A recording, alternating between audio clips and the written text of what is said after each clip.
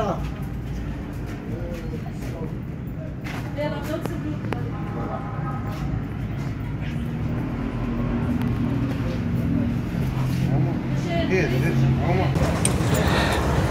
الله، السلام عليكم ورحمة الله تعالى وبركاته. مبروك العواشر، رمضان كريم على الجميع.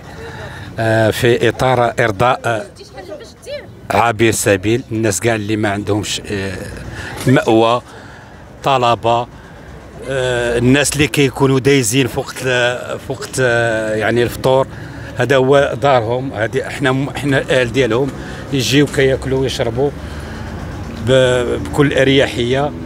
هذه تقريبا السنه السادسه تقريبا حنا هذه الجمعيه ديالنا كدير هذا العمل الخيري في هذه البلاصه هذه، يعني ما بين المسيره الاولى والحي الحسني، لارضاء جميع الناس اللي ما عندهمش مأوى كما قلنا، ولا اللي دايز وقت الفطور يجي يفطر مرحبا به.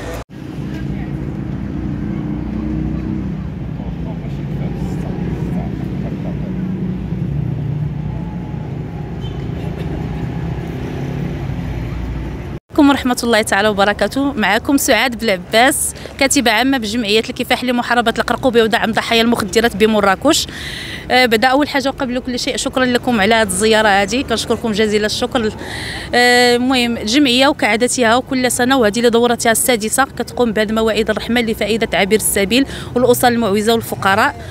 الهدف ديالنا الوحيد هو أننا نخلقوا جو أسري، يعني خارج المنازل، وهذا اللي تنطمحوا ليه، يعني الشيء اللي باغيين نديرو حتى حنايا.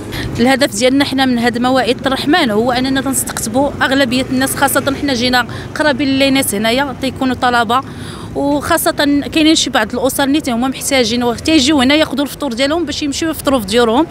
يعني حنا تنفرحوا معاهم ملي تيجيو عندنا ويزورونا في هاد الموائد ديالنا وداك الشيء. بالنسبه لينا حنايا الهدف ديالنا هو هدف نبيل، وبغينا ان شاء الله نزيدوا بعد موائد الرحمه للقدام.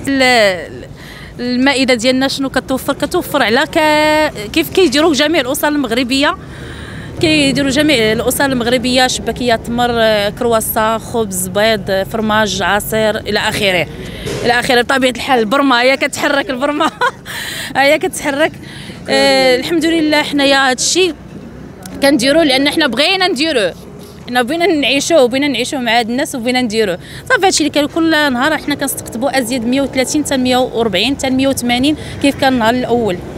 حيت حنا مغاربه الحمد لله، ومعروف علينا التلاحم والتآزر بيناتنا. هادشي علاش حنا كنديروا هادشي باش حنا حتى حنا نشاركوهم هادشي ديال الافطار. وكنتمنى من الله عز وجل ان جميع الناس يقوموا بهذا العمل الانساني النبيل. الله يبارك في عمر سيدي وعاش الملك. السلام عليكم ورحمه الله.